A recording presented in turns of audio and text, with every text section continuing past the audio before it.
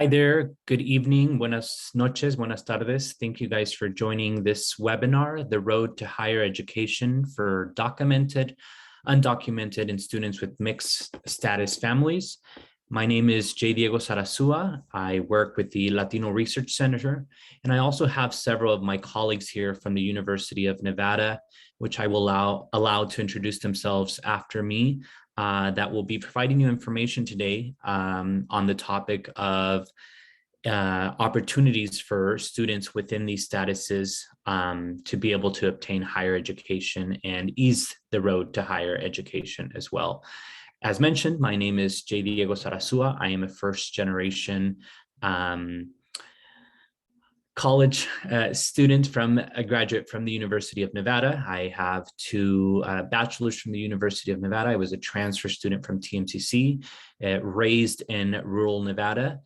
And now I have had the opportunity to be wrapping up my master's degree at the University of Nevada as well. I am just a little bit over 3 years at the Latino Research Center as coordinator in education, research, and outreach.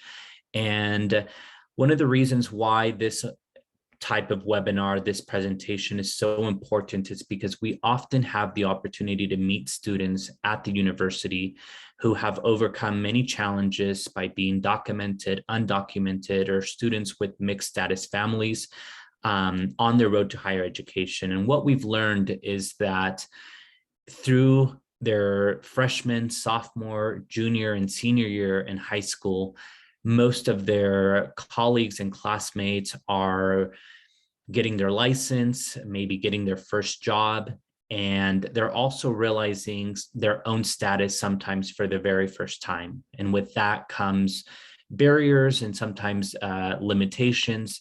And the focus of this presentation is really to focus on the opportunities and to focus on what that roadway and pathway looks like to higher education.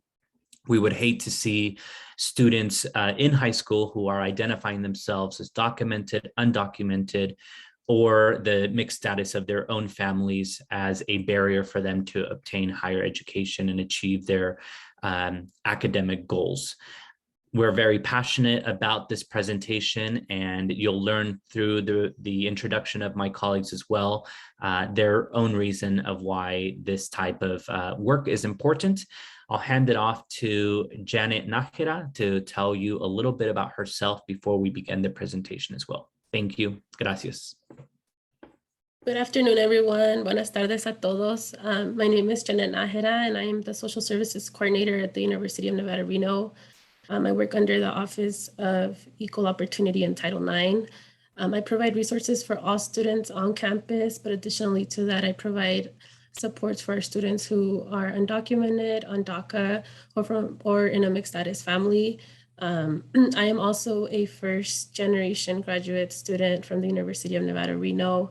I transferred over from TMCC, and I hold a big passion for helping others. I definitely want to make sure that we have supports available for students who face any challenges or barriers, and be there as their contact of support to make sure that we are helping them navigate the higher ed system while they are enrolled in college. And not only that, but also post-grad, what we can support them with after they graduate from college as well. And with that being said, I do want to let you all know that I'm here.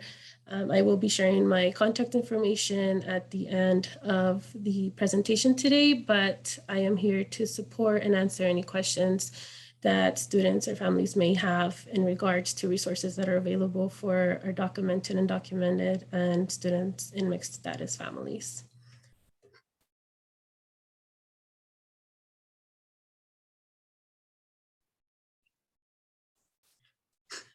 Julio, would you like to introduce yourself?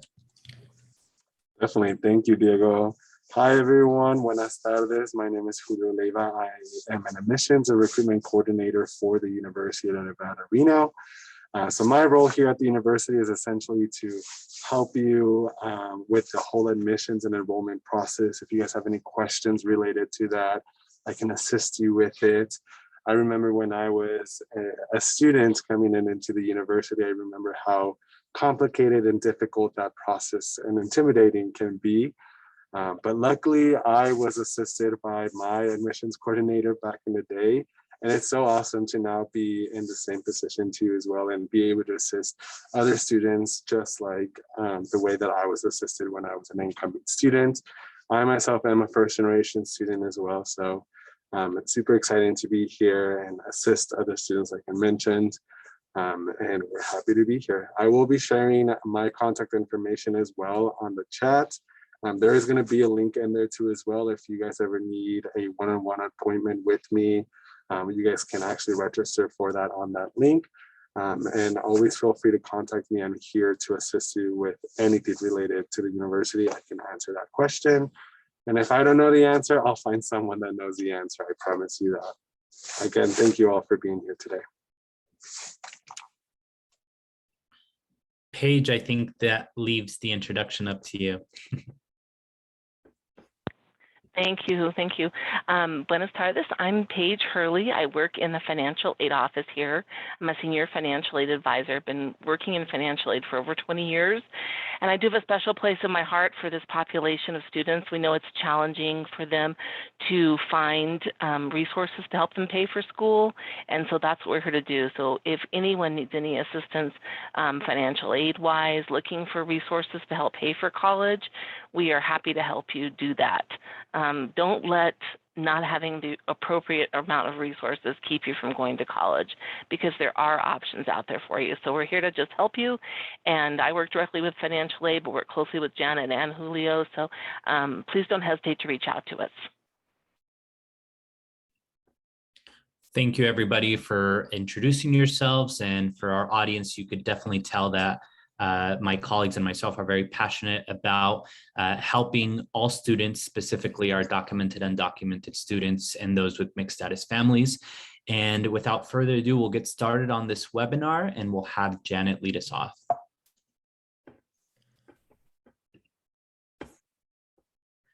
So we will go ahead and get started with talking about DACA. What is DACA?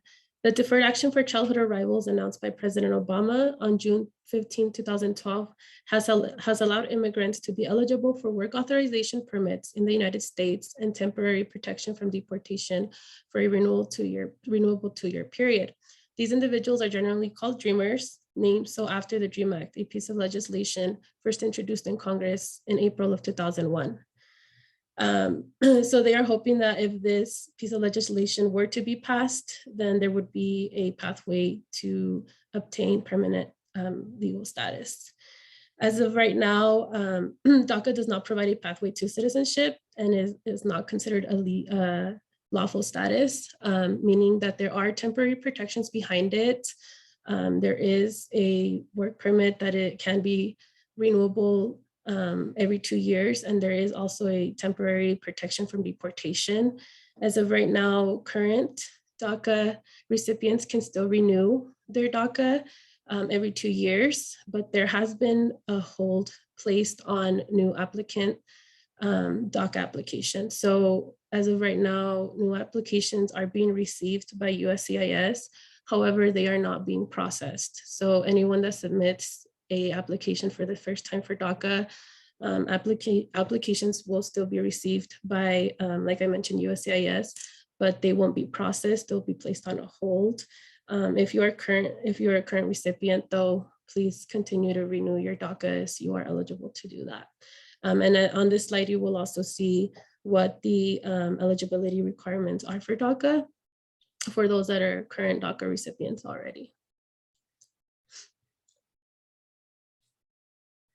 And then we're going to go ahead and go over the terms undocumented and mixed status families. So for undocumented, the term undocumented is broadly used to include all immigrants who reside in the United States without legal status. This include individuals who entered without inspection, entered with legal status but overstayed a visa, are currently in the process of legalizing their status, however have previously had deferred action for childhood arrivals. Because DACA is a temporary protection as of right now, and it is not considered lawful status, it would still be under undocumented. And then for mixed status families, a family where one or more of the members have a different immigration status or protection from each other. An example of this would be a student who was born in the United States, but both of their parents were born in Mexico. So the student would be a citizen of the US, but their parents may either be undocumented, permanent residents, just depending on what the situation may be. That would be an example of what a mixed status family may look like. Thank you, Janet, for going into depth about the terms that we're using in the title of the seminar and who it's intended to. One of the terms I wanted to add to this that was just asked in the last couple interviews we did was higher education. And what does higher education mean? Higher education is any furthering education past high school, whether if it's a vocational school, community college, or a four-year institution like the University of Nevada. So just making sure we all understand what higher education is and what opportunities are available for these types of students, this demographic, in regards to those opportunities. We want to talk about financial resources, right? So many times when we are in high school, in our last couple years of high school, deciding what opportunities we have and what leap of faith we want to take into our dream of achieving higher education, whether if it's a community college, the University of Nevada, or another four-year institution, finances plays a big role in that. And there is FAFSA available for US citizens and naturalized citizens, permanent residents, and students with any of the statuses listed above that may have a mixed status family. So the student could be a permanent resident or a US citizen. However, their parents could have a different mixed status and they would be able to apply for FAFSA. The University of Nevada specifically has a form for students who are not eligible for FAFSA, being undocumented students, DACA recipients, as well as international students. That form is the institutional methodology form. There are other universities that carry a different form, a different financial resource opportunity for students, and many times with a different name. So that's something to look out for as well. Important dates to consider: on October 1st is the opening of the deadline, sorry about that, for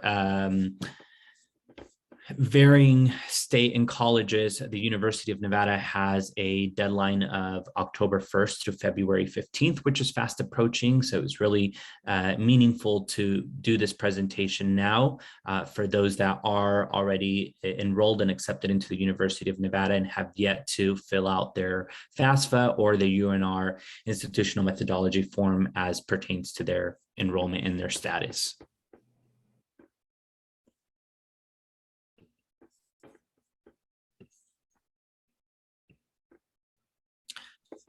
For those that are eligible for FAFSA and non-FAFSA, we did want to highlight some key scholarships that are available, and you could see the eligibility right underneath them for those students that may be eligible for them, such as the merit-based scholarships that are available for those who are FAFSA and non-FAFSA eligible, as well as the Access Grants, the Millennium Scholarship. And there's also work study available for those who are FAFSA eligible and non-FAFSA eligible with a work authorization permit, as well as private loans and external scholarships. Payment plans are always available for all students, so that should be something to take into consideration as well as you navigate some of the financial world of higher education.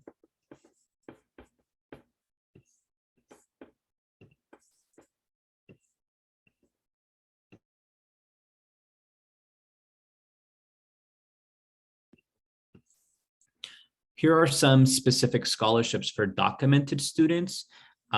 These scholarships are available for those students who currently have their DACA status: the Anhelo Project Dream Scholarship, the Golden Doors Scholars, Los Hermanos de Stanford Scholarship, the Mexican American Dream Scholarship, the Dream US, and Scholarship American Dream Award. Some of these scholarships do pertain specifically to some universities, so those are also eligibility requirements to look into. But the biggest factor that we want to address here are that there are scholarship opportunities for those students who are documented, undocumented, and those with mixed status families as well, along with other scholarships that we haven't posted here on this slide.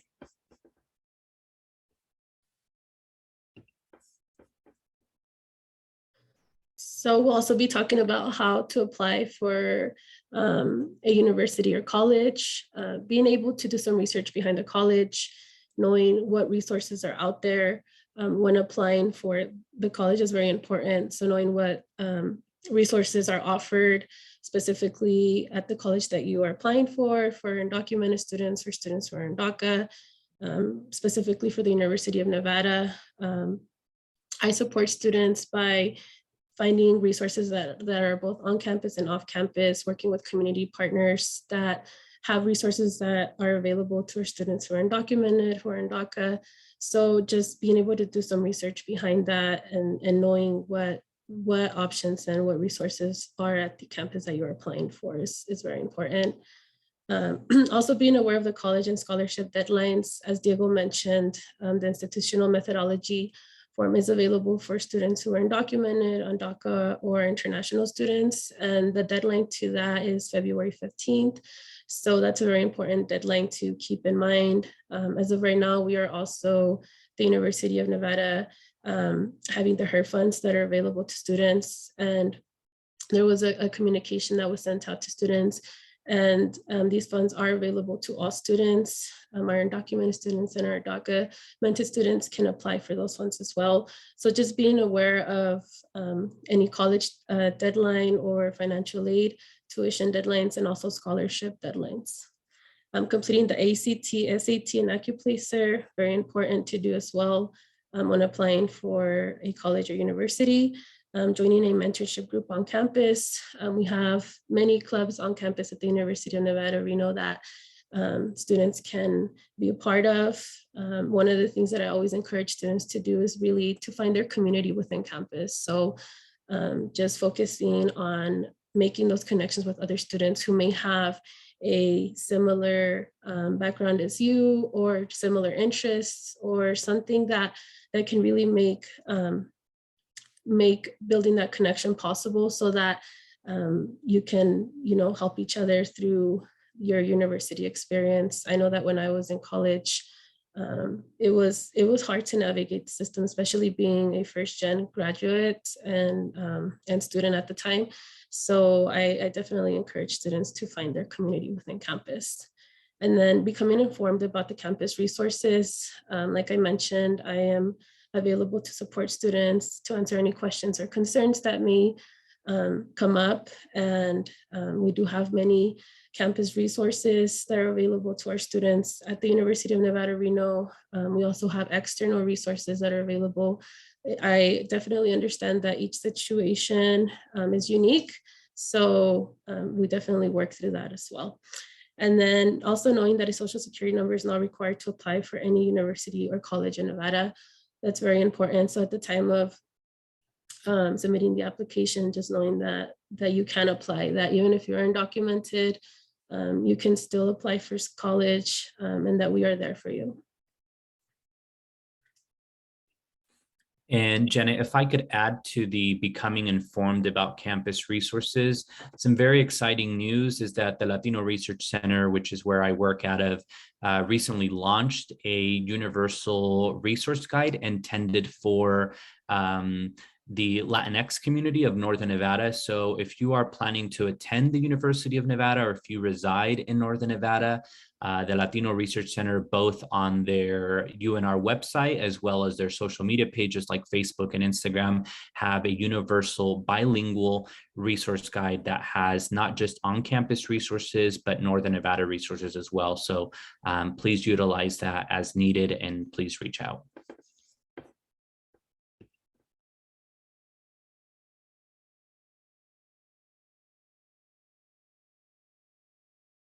So things to consider: the pathway to citizenship may take an average of 1 to 20 years. This depends on many factors, depends on the situation.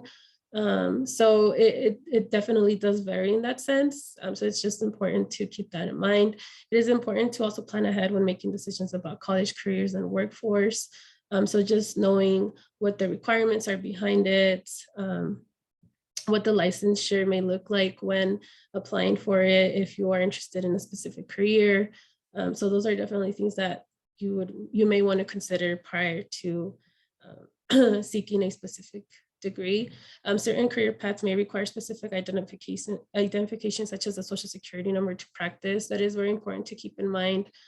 So for that reason, it is also important to establish a relationship with the mentor on campus so that they could walk you through what their experience was like, what requirements were behind the career that they were seeking or exploring, and so that you are aware early on as to what the requirements may be in order to practice that specific career. So just things to consider in general.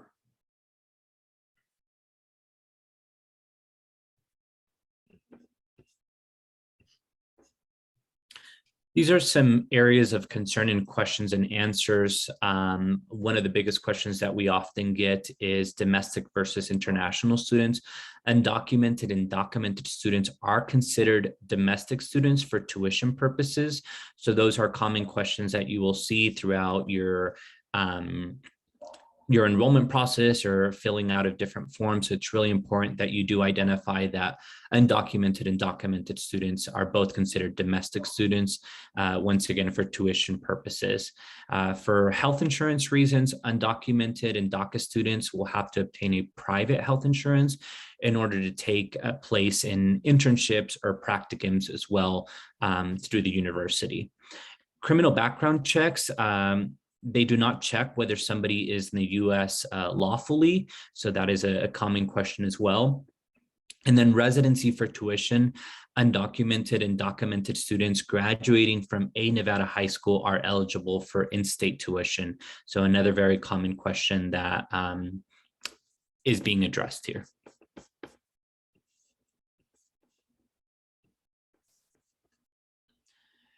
As we know, a lot of the information with this demographic, with our students who are documented, undocumented, and those of mixed status families is often changing, and we are often getting updates on new proposals and legislation, and it's really important to stay up to date with that.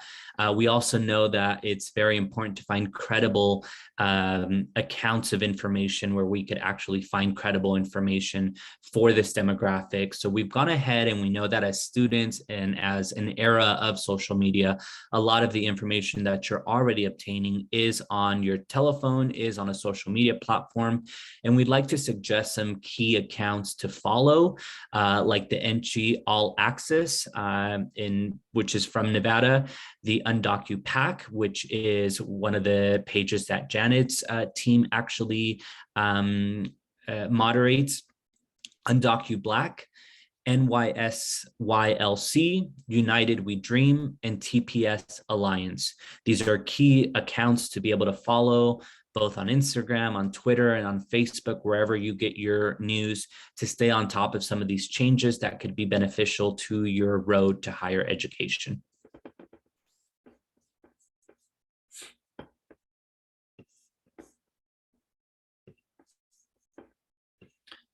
During this time, we wanted to promote our in-person financial aid workshop that was happening on January 12th.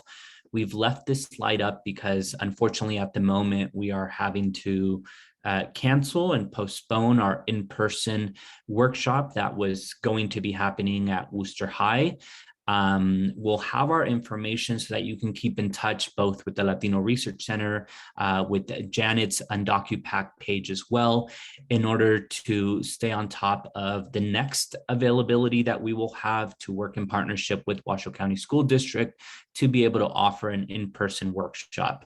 However, because we're not able to offer it in person, we still want to definitely offer the opportunity for you all to reach out to us so that we can provide a one-on-one or further information when it comes to filling out your FAFSA form or your IM form And Janet, I don't know if you have anything else to add to that.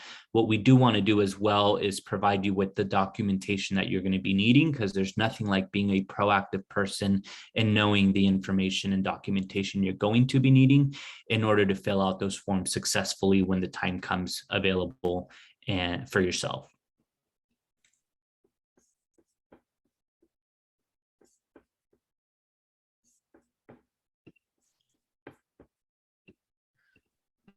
So just as a follow-up for the information that is needed to complete the financial aid form, student and parent, what is necessary depends on your immigration status and other factors. If it is not applicable to you, don't worry. As of right now, copies of your 2020 federal tax returns, W-2s, and other proof of income, US or foreign. So if taxes were completed in another country, just making sure that those are being translated into English is also important. If not employed, then no additional documentation is needed. And then bank statements and investment records, if applicable, proof of untaxed income. Again, if that's applicable, if not, don't worry. Your social security number, if applicable. So this is more pertaining to FAFSA. So for our FAFSA students that are filling out the application, sometimes there are situations in mixed status families where we have a student who is a US citizen, but their parents are undocumented. And if that's the case, you are still eligible to fill out the FAFSA form. And we are here to support you with that as well. But if you are filling out the IM form, or your parents are entering their information for the IM, no social security is required for that form. Your permanent residence number, if you're not a US citizen, again, this would pertain for the FAFSA form and not the institutional methodology. And then your FSA ID to sign the application electronically. And again, this pertains to the FAFSA form. And then Paige, I don't know if you wanted to add anything to the information that is needed for the financial aid forms. No, I think you pretty much covered it there. Generally, once we get the application, the FAFSA, if there's other things we need to collect, sometimes we don't know everything we need until after the application's been filed.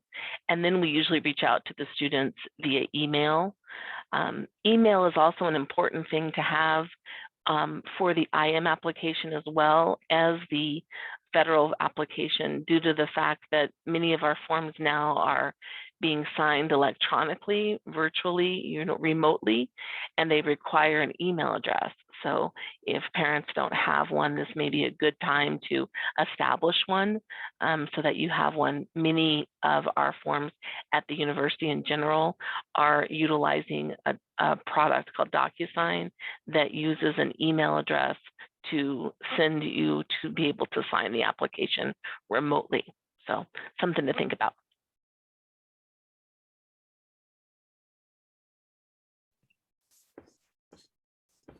Thank you, Paige. And like I mentioned, my name is Janet Nahera, and I work under the Office of Equal Opportunity in Title IX. My information is listed there. That is currently my direct contact. So if you were to call me at this number, you will reach me directly. I also have my email address that I will be providing in the chat today for you all to have. But again, we do support students who are undocumented, DACA, or in a mixed status family through my office. And we want to make sure that students feel supported and that they feel like there are resources for them on campus that are available to them. And we definitely work through each situation. I understand that each student that comes into my office is having their own challenges and maybe experiencing different barriers. So I take each student and their situation very seriously, and I want to make sure that I am a strong support for any prospective student that's thinking of joining our Wolfpack community, and also transfer students and our current students as well. Thank you, Janet. And I know we have one or two questions on the chat, and we're going to address them in just a second. But before that, I also wanted to share my contact information. The Latino Research Center at the University of Nevada is located in the Edmund J. Kane Hall, Suite 100. You can find our generic email here, latinocenter@unr.edu. Please contact us if you have any questions. As Julio's mentioned, if we do not know the answer, we are so happy to find that answer for you or direct you to the right person. And we very often do that at the Latino Research Center as well. Our webpage is unr.edu/Latino Research Center. There you will also find Janet's information on our website because we collaborate so much and are able to meet a lot of the same students. Our phone number is here. And as mentioned before, feel free to follow our social media pages if that's where you get your information. We are very active in sharing our resource guide. We also have a bi-weekly newsletter where other opportunities like the scholarships that have been mentioned are in a more timely manner are mentioned there on a bi-weekly basis. So you're able to subscribe for our newsletter through our website as well.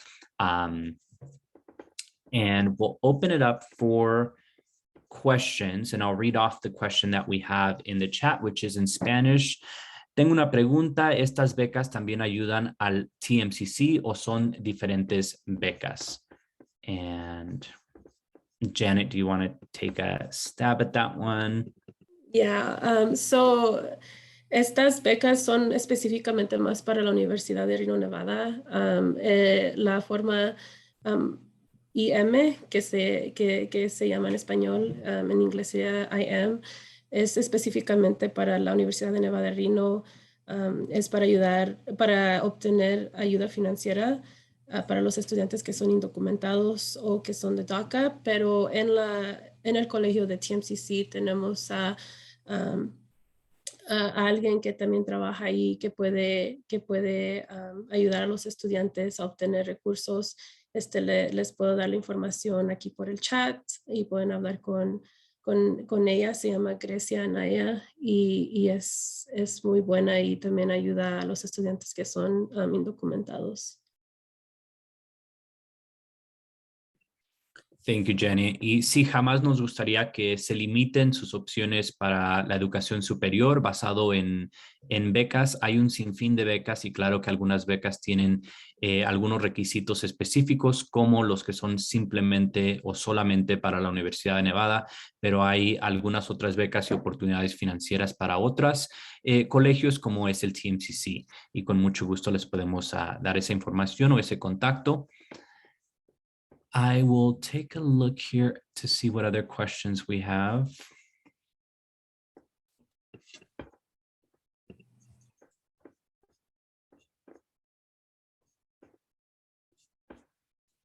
A mi hija le gustaría ser veterinaria. ¿Cuáles son los pasos? Julio, I know you work with a lot of different career paths and admissions, so I feel like I've already heard you answer this in a previous webinar that we've done. No, sí, por supuesto. Tenemos esa opción aquí disponible en la escuela. Usualmente lo que estudiantes tienen que hacer para ir a la escuela de veterinaria, primero tendríamos que completar nuestro primer diploma, que sería el bachelor's. Aquí en la universidad sí ofrecemos un programa que se llama Veterinary Sciences y está disponible aquí para los estudiantes. No está impactado, si eres admitido a la universidad, tienes acceso directo a ese programa también.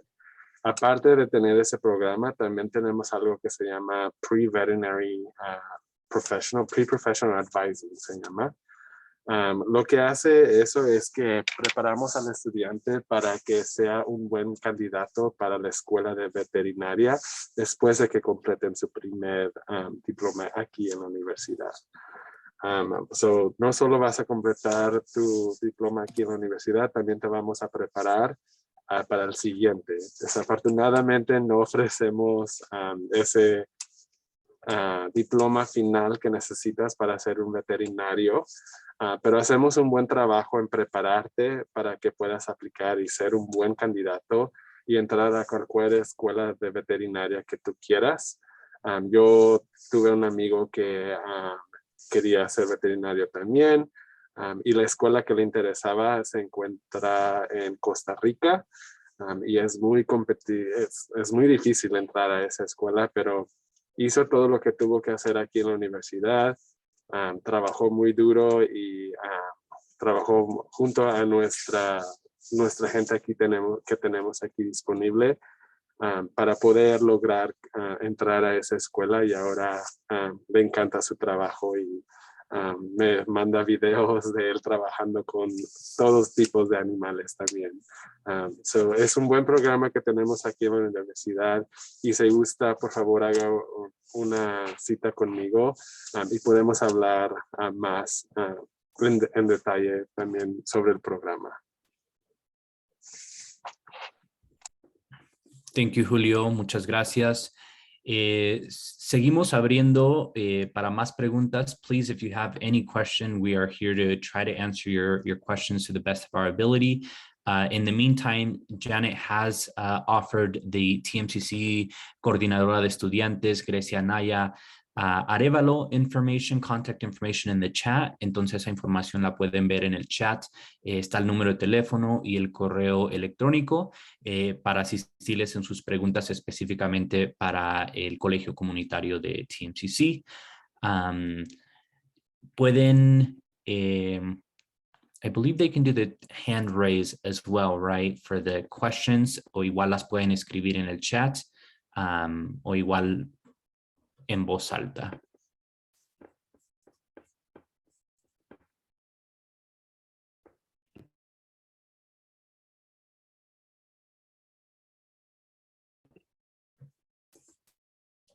While we wait for any additional question, I'd also like to open up the floor to see if Julio, Paige, Janet has any additional information, thoughts, or comments for our specific demographic audience that we have today.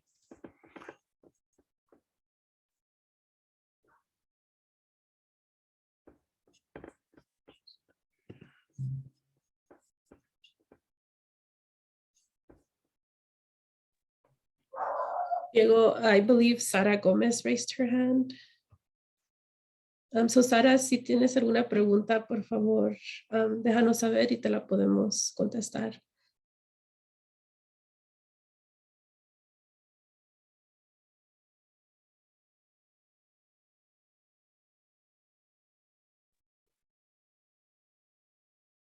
Sí, hola, buenas noches. Buenas noches, Sara. Muchas gracias por toda la información. Yo soy la mamá de América, se llama mi hija. Ella es la que quiere estudiar para veterinaria. Desafortunadamente yo no la puedo orientar mucho porque yo no tuve escuela a nivel superior, ni siquiera media superior. Ella ahorita empezó en el TMCC y por eso es que estoy aquí. Me gustaría saber si entonces ese es el camino correcto para ella, empezar en el TMCC. Ella es indocumentada.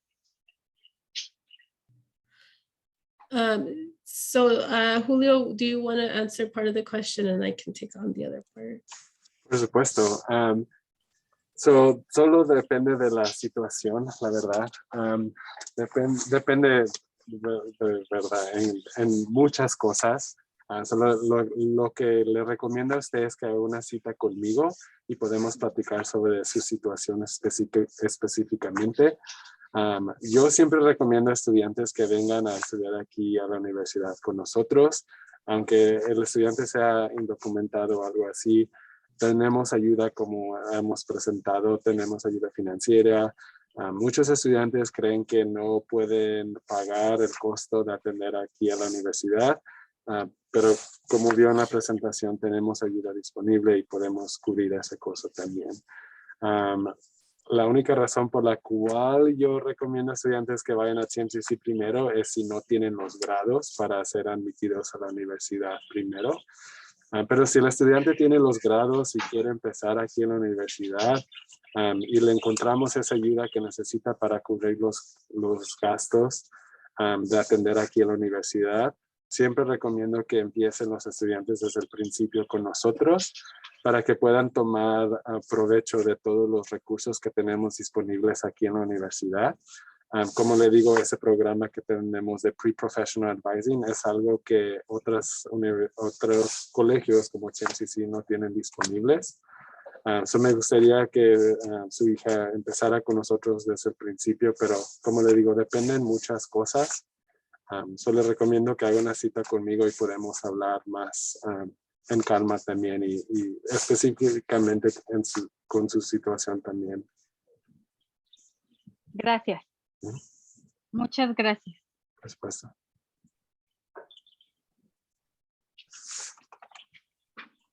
Y Sara, y nomás para agregar a eso también, en la oficina en la que trabajo yo ayudamos a los estudiantes que son indocumentados en la Universidad de Nevada, Reno, y ya que ella esté lista, podemos también hacer una junta y hablar más sobre los recursos que tenemos para ofrecerle a ella como un estudiante indocumentado ahí.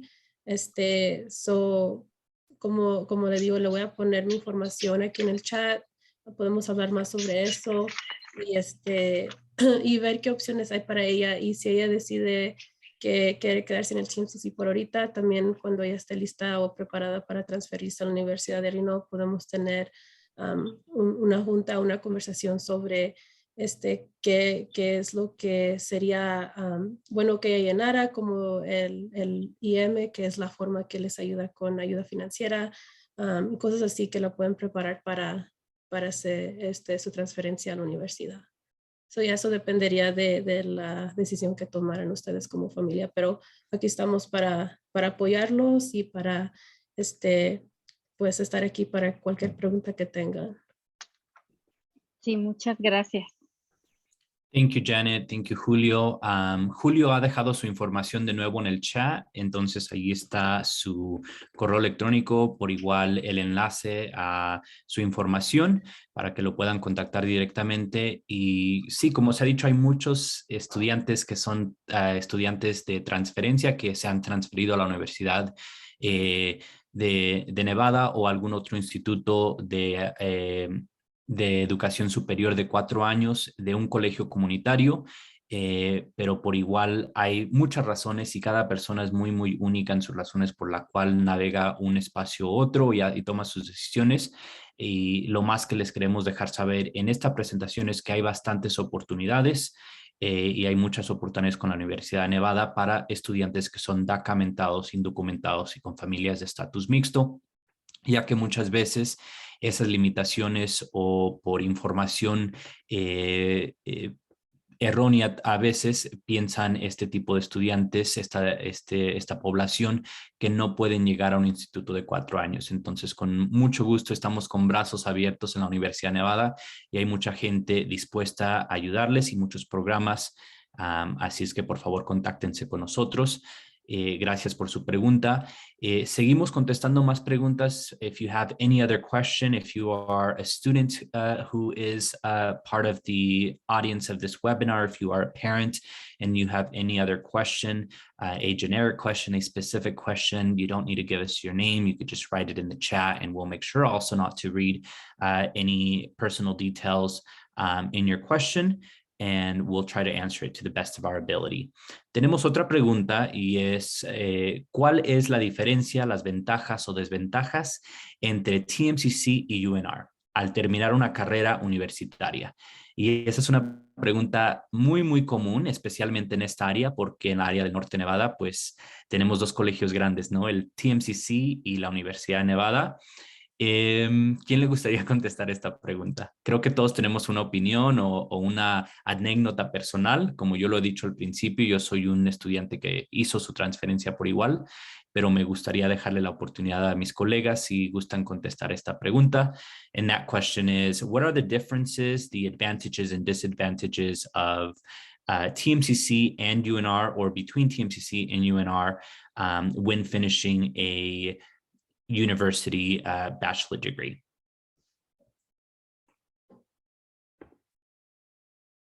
Who would like to answer that question?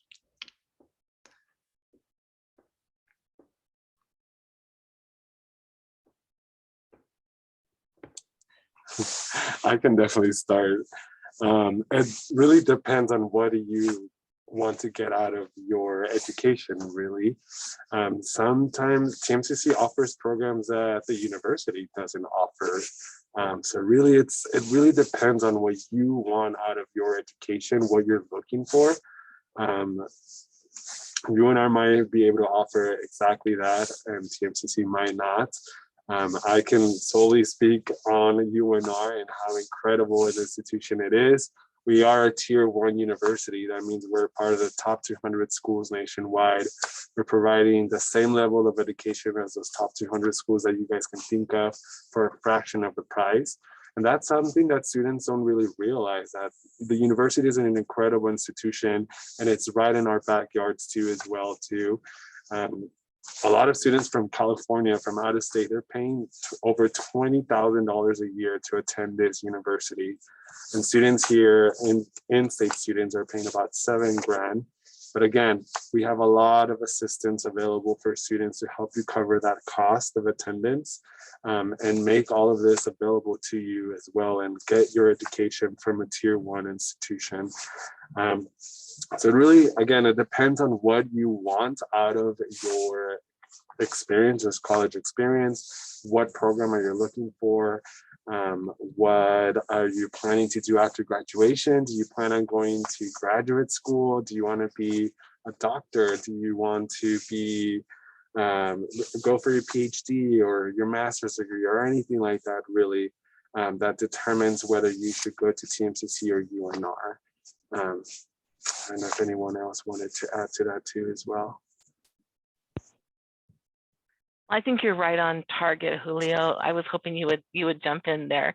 I spent many years at the community college before coming to the university, and there are definite advantages for students at the community college. We have a wonderful bridge program between ourselves and the community college, so students can transition from the college to the university very well in most of the programs. One of the biggest advantages for the community college, in my opinion, is students, there is a larger developmental education program. So students that aren't at a level, for example, with math or English that would benefit them here at the university. TMCC has multiple levels of math education and English education that will really benefit a student before coming to the university. And they have a very strong program there. So that's one of the big advantages I see for students. Thank you, Julio. Thank you, Paige. Our presentation has transformed into a bilingual Spanglish presentation, y pues igual me gustaría agregar mi granito de arena a esta pregunta de la diferencia y las ventajas y desventajas. Creo que la ventaja más grande entre estos dos colegios, la Universidad de Nevada y el colegio comunitario de aquí del norte de Nevada, TMCC, o uno de los colegios, es conocer en qué rama y qué gustas estudiar y qué planes tenemos a futuro. Y creo que muchas veces como estudiantes de primera generación actuamos cuando se trata de nuestra educación en una limitación de un tiempo muy presente y del día al día o del semestre al semestre, del año al año. Y es muy importante algunas de las sugerencias que pusimos en la presentación, como realmente informarte de qué carrera quieres, como la pregunta sobre la persona que le gustaría ser veterinaria. Esas son preguntas muy, muy importantes para empezar a formalizar exactamente qué se va a llevar a cabo en esa carrera, cuántos años, qué se necesita hacer primero, como nos mencionaba Julio, para poder llegar a terminar esa carrera de una manera con éxito. Yo empecé en el TMCC, quería estudiar comunicaciones. Después que empecé a hacer mi traslado a una universidad y empecé a buscar una universidad de prestigio de comunicaciones y periodismo, me di cuenta que la Universidad de Nevada era esa universidad y estaba aquí local, entonces no me tenía que ir a ningún lado, y me hubiera gustado saber eso mucho, mucho más antes para empezar allí. Pero ya sabemos que haciendo se aprende. Y creo que lo que les puedo recomendar a todos los estudiantes y los padres de familia que están en la high school es que se informen, que no tengan miedo a preguntar, y por igual si conocen a alguien que ya está en esa rama en la cual ustedes les gustaría estudiar, que ya están en esa carrera, que por igual manden un correo, que hagan una llamada y pregunten, o sea, estoy interesado en lo que tú haces, en lo que tú trabajas. ¿A ti cómo te fue? ¿Cómo estudiaste? ¿En dónde estudiaste?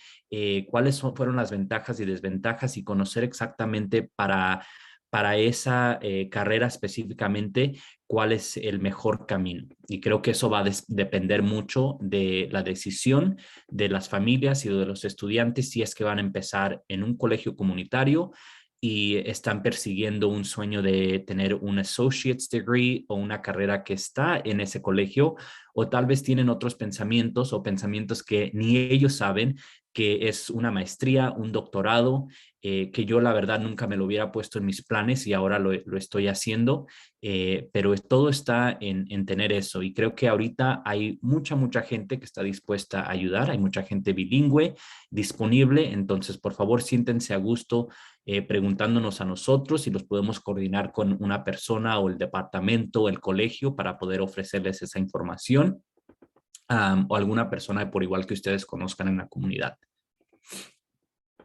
These are some great questions. If you guys have any other questions, please type them in the chat. We'd be happy to answer them. We're sitting about an hour into the presentation and we have just a few more minutes. Janet, Julio, Paige, if you have any other information, as we wait for any additional questions, please let me know or chime in. I do just want to encourage everyone that if you are interested at all in applying to the university, we do have that February 15th deadline coming up. So I do encourage you to apply as soon as possible if you have not already done so. Even if you're just curious, like if you just want to see what other opportunities that we have available, I don't want you to miss out on any of those scholarships that we have available. You don't have to decide right now whether you're going to go to the university or TMCC or anywhere. I highly just recommend you just submit your application, wait for you to receive your financial aid offer letters from both TMCC, UNR, and then make a more informed decision on where you actually want to attend and stuff like that. I don't want you guys to miss out on those great opportunities. So please, if you are at all interested in applying to the university and you haven't done so, get in contact with me. I'm more than happy to help you out too. There is a $60 application fee, but we know that money is tight right now. If you're struggling or anything like that, get in contact with me. We can defer that payment so you don't have to pay it right now. We'll worry about it later. And again, there's a lot of things that we can do for you to assist you. It's all about just you wanting to be part of the university and stuff like that. If you want it, we'll make it happen for you. Thank you for touching base on that, Julio. Just as a follow-up too, if you need any assistance with filling out the application, please reach out to me. I can definitely help. Paige is also here and she's an incredible help to our students on campus, and she knows all about the IM form. We can also help you out with FAFSA, but if you need any support through the process, please reach out to us. We are happy to help in any way that we can, especially because the deadline is approaching pretty quickly.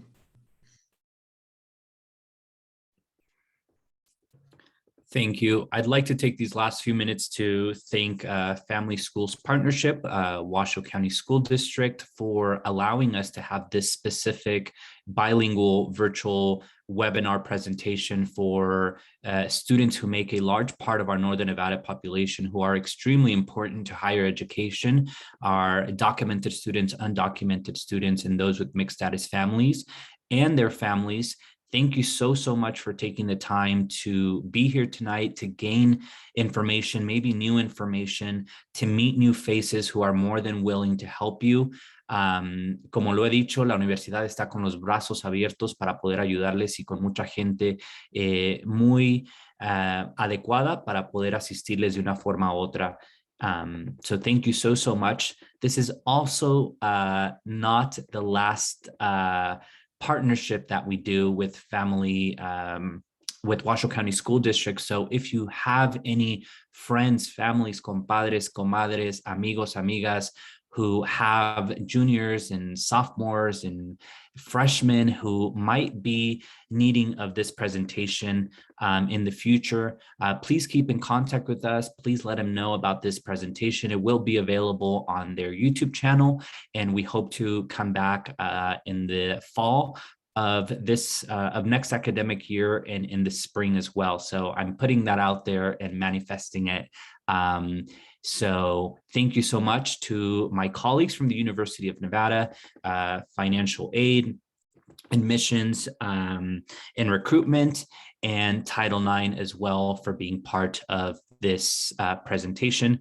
We have one last question is, ¿Dónde puedo encontrar la aplicación IM? And I'll let Janet and Paige let us know where we can find that IM form for those students who are enrolled at the University of Nevada.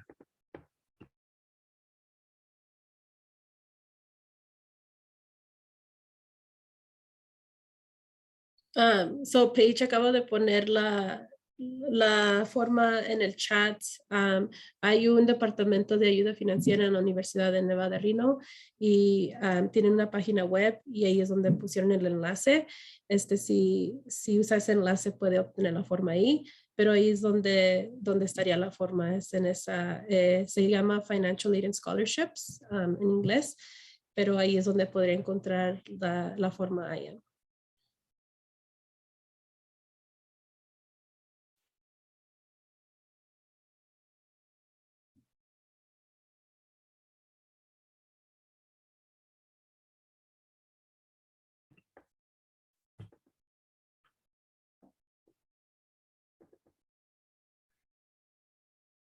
Perfect. I don't know if there's any closing remarks from Washoe County School District. But I wanted to thank everybody once again, and thank you for those parents and those students who are gaining very valuable information.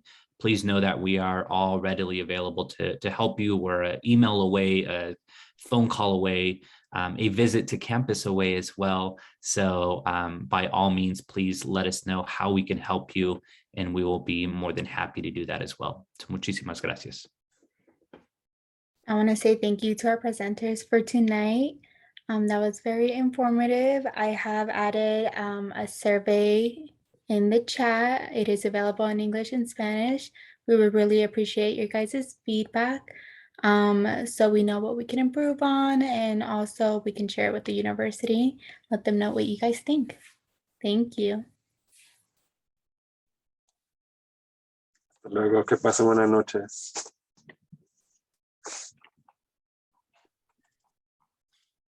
Buenas noches a todos. Thank you,